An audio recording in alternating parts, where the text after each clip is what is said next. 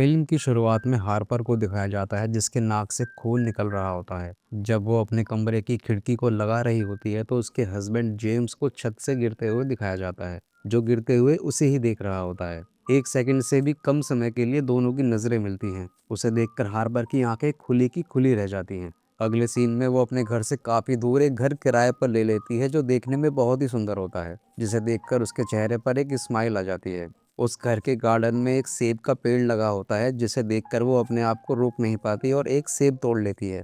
जब वो घर के अंदर जाती है तो घर का मालिक जेफरी उसका पहले से ही इंतजार कर रहा होता है और उससे घर देखने के लिए कहता है। वो सेब खाती हुई पूरे घर को देखने लगती है, जो उसकी उम्मीद से भी ज्यादा अच्छा होता है। जेफरी उसका सामान लेकर आता है, इतने में हार्पर चाय बना लेती है। वो उसे सेब खाता देख कहता है, ये एप्पल आपने गार्डन से तोड़ा है क्या? वो कहती है, हाँ बहुत मीठा है। जेफरी कहता है, तो आपने ये चोरी किया है, इन्हें कोई नहीं तोड़ सकता, ऐसा करना सख्त मना है। ये सुनकर वो माफी मांगने लगती है तो जेफरी कहता है, नहीं नहीं ऐसा कुछ नहीं है, मैं तो मजाक कर रहा था, और हंसने लगता है। वो उसे घर दिखाने लगता है। घर काफी बड़ा और अच्छा होता है जो हार्पर को बहुत पसंद आता है।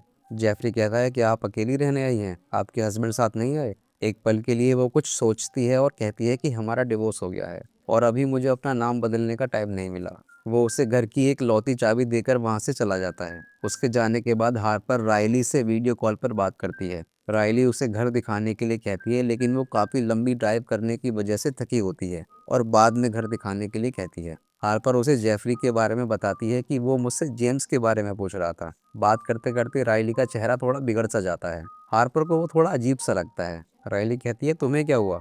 वो कहती है, कुछ नहीं, बस थोड़ा नेटवर्क प्रॉब्लम है। हार्पर अपने कपड़ों को रखती हुई जेम्स के बारे में सोचने लगती है। वो उससे डिवोर्स ना लेने के बारे में बात करता है और कहता है कि अगर तुमने डिवोर्स लिया तो मैं अपनी जान दे दूंगा, और अगर मैंने ऐसा किया तो तुम्हें हमेशा के लिए इस गिल्ट के साथ जीना पड़ेगा।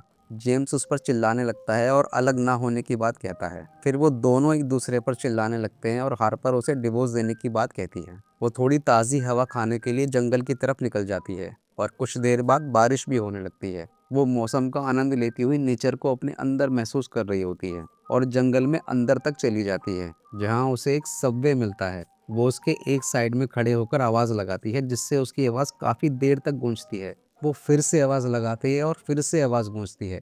हार्पर उसके अंदर चली जाती है और आधे रास्ते चलने के बाद वो फिर से आवाज़ लगाती है। ये देखकर वो बहुत खुश होने लगती है और बार बार आवाज़ लगाने लगती है। जब वो बार बार आवाज़ लगाती है तो दूसरी तरफ से कोई शख्स खड़ा हो जाता है और उसकी तरफ भागने लगता है, जिसे देखकर वो घबरा जाती है और वहां से भागती हुई जब वापस आती है तो रास्ता भूल जाती है। उसे कुछ समझ नहीं आता तो वो बस भागती रहती है और एक सबवे के सामने आकर रुक जाती है, जो बाहर से बंद होता है। वहां से वो बड़ी मुश्किल से ऊपर की तरफ आ पाती है और चलते चलते एक पुराने घर के सामने से जाने लगती है। जब वो पीछे मुड़कर देखती है तो एक आदमी बिना कपड़ों के वहां खड़ा होकर बस उसे ही घूरता रहता है। वो बिना इधर उधर देखे बस सीधे अपने घर की तरफ आ जाती है। हार्पर जेम्स को देखने अपने घर से नीचे जाती है, जिसकी गिरने की वजह से मौत हो जाती है। रात को नहाती हुई वो अपने फ़ोन में फ़ोटो देखने लगती है जिसमें वही बिना कपड़ों वाला आदमी होता है। अगली सुबह हार्पर को पियानो बजाते हुए दिखाया जाता है। उसने जो घर किराए पर लिया था वो बहुत ही अच्छी जगह पर था, जिसके आसपास कोई और घर नहीं था और वहाँ बहुत हरियाली भी थी। हार्पर लैपटॉप पर अपना कुछ काम करने लगती है। जब वो काम कर रही होती है तो वही बिना कपड़ों वाला आदमी पीछे आकर खड़ा हो जाता है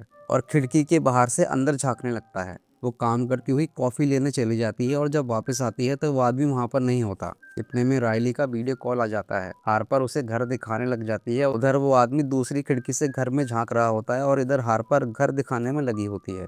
वो उस आदमी को देखकर पुलिस को कॉल कर देती है। जब वो पुलिस को घर का एड्रेस बता रही होती है तो वो आदमी उसे कॉल करता देख वहाँ से चला जाता है और जब वो बाहर देखती है तो उसे वो कहीं नहीं दिखाई देता। ये देखकर वो घबरा जाती है और घर का एक दरवाज़ा खुला देखकर एकदम से उसे बंद कर देती है।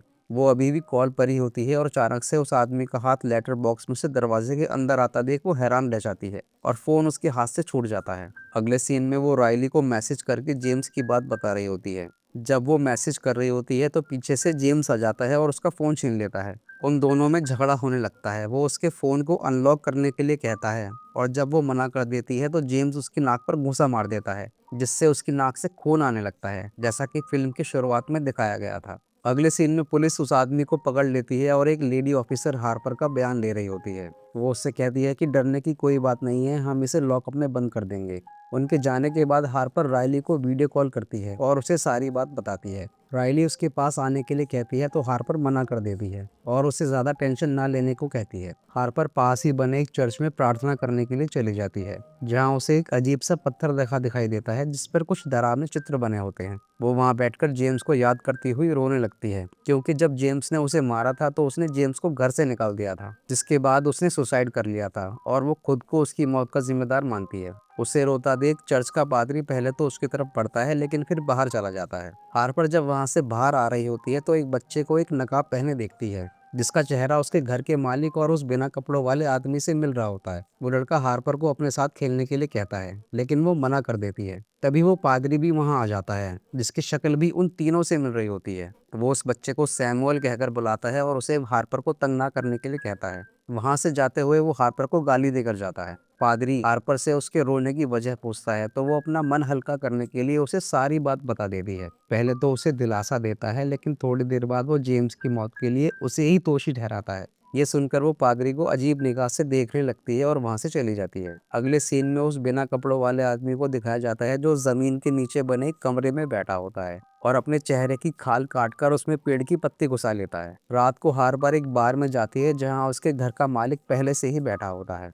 वहाँ के बार टेंडर की शक्ल भी उन्हीं की तरह होती है। वो उससे ड्रिंक्स के लिए पूछता है। बार में एक दूसरा कस्टमर भी होता है जो हार्पर को ही देख रहा होता है, जिसकी शक्ल भी उन सब से मिलती है। थोड़ी देर में वहाँ एक पुलिस वाला भी आ जाता है, जिसने हार्पर के घर से उस बिना कपड़े वाले आदमी को पकड़ा था और उसकी शक्ल भी बाकी सबकी तरह ही होती है। अब देखा जाए तो बार में 4 लोगों की शक्ल एक जैसी होती है, बस थोड़ा बहुत अंतर होता है, जिसमें किसी की दाढ़ी होती है तो कोई क्लीन शेव होता है, किसी ने चश्मा लगाया होता है। वो पुलिस वाला हार्पर से कहता है कि हमने उसे छोड़ दिया है क्योंकि उसने कुछ चुराया नहीं था और उसके खिलाफ कुछ ठोस सबूत भी नहीं थे। ये सुनकर वो गुस्सा हो जाती है और वहां से चली जाती है। वापस आते वक्त उसे लगता है कि कोई उसका पीछा कर रहा है। एक बार तो वो वापस बार में जाने की सोचती है, लेकिन फिर हिम्मत करके अपने घर चली जाती है और दरवाजा अंदर से बंद कर लेती है। वो राइली को कॉल करती है और उसे पूरे दिन की बात बताती है। हार्पर उससे घर वापस आने के लिए कहती है। राइली कहती है तुम्हें आने की जरूरत नहीं है, मैं ही वहां आ जाती हूँ, और उससे वहां का एड्रेस पूछती है। हार्पर को प्रॉपर एड्रेस नहीं पता होता तो वो एक पेपर पर देखकर उसे बताती है, लेकिन जब भी वो उसे पता बताने वाली होती है उसके नेटवर्क में प्रॉब्लम आ जाती है, जिससे राइली ठीक से सुन नहीं पाती। ये देखकर राइली उसे मैसेज करने को कहती है। हार्पर उसे अपनी लोकेशन सेंड कर देती है। दूसरी तरफ से मैसेज आता है कि मुझे पहले से ही पता है कि तुम कहाँ रहती हो। अगले सीन में बाहर की लाइट में सेंसर लगे होने की वजह से वो खुद ब खुद जल जाती है, जिससे हार्पर को लगता है कि कोई बाहर है। वो देखती है कि वो पुलिस वाला उस पेड़ के पास ही खड़ा है और उसकी तरफ ही देख रहा है। वो बाहर आकर उससे यहाँ आने की वजह पूछती है, लेकिन जब लाइट ट्रिप करती है तो वो गायब हो जाता है और पेड़ से अपने आप ही सेव गिरने लगते हैं। ये देखकर वो घबरा जाती है और अगले ही पल वो बार में बैठा हुआ कस्टमर उसकी तरफ चिल्लाता हुआ भागा चला आता है। वो जल्दी से अंदर भागकर गेट लगा लेती है। वो खिड़की से छुपकर बाहर देखने लगती है और किचन में छुप जाती है और एक चाकू लेकर बैठ जाती है।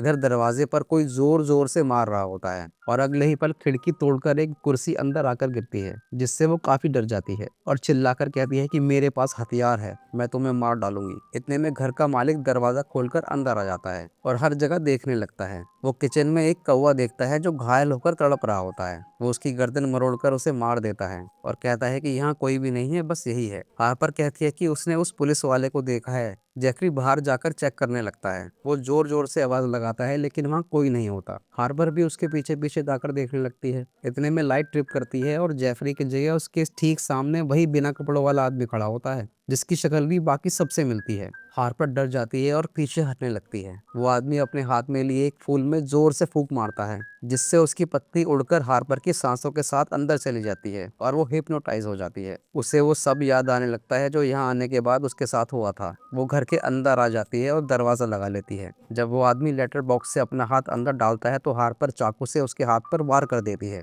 लेकिन उस आदमी को बिल्कुल भी दर्द नहीं होता। और जब वो अपना हाथ बाहर खींचता है तो चाकू लगे होने की वजह से उसका पूरा हाथ ही 2 हिस्सों में कट जाता है। वो चाकू उठाकर अंदर चली जाती है, जहाँ किचन में वही लड़का खड़ा होता है जो उसे चर्च के बाहर मिला था। वो अपना मास्क उस मरे हुए कौवे पर लगाकर खेल रहा होता है। वो उसे अपना कटा हुआ हाथ दिखाता है और अपने साथ हाइड एंड सीक खेलने के लिए कहता है। हार्पर उसे जान से मारने की धमकी देती है और दरवाजा लगा लेती है। वो छुपने के लिए 10 तक गिनती है और गिनती खत्म होते ही दूसरे दरवाजे से वो बार वाला कस्टमर आ जाता है, जो कुछ देर पहले उसके घर के बाहर था। वो हार्पर को पकड़ने के लिए उसकी तरफ भागता है। हार्पर भागकर अपने बेडरूम में चली जाती है, लेकिन जब दरवाज़ा खुलता है तो पादरी अंदर आ जाता है। जब वो अपना हाथ धो रहा होता है तो उसका हाथ भी कटा होता है। पादरी उसके साथ करने के लिए कहता है और जब वो उसके साथ कर रहा होता है तो हार्पर उसे चाकू मारकर गिरा देती है। वहां से वो बाहर आकर अपनी गाड़ी से भागने लगती है, लेकिन अचानक से सामने घर का मालिक जेफरी आ जाता है। उसकी गाड़ी रोकने से पहले ही वो उसे टक्कर मार चुकी होती है। जेफरी उसकी तरफ बढ़ता है और गाड़ी का दरवाजा खोलकर उसे बाहर खींचकर गिरा देता है और गाड़ी लेकर वहां से चला जाता है।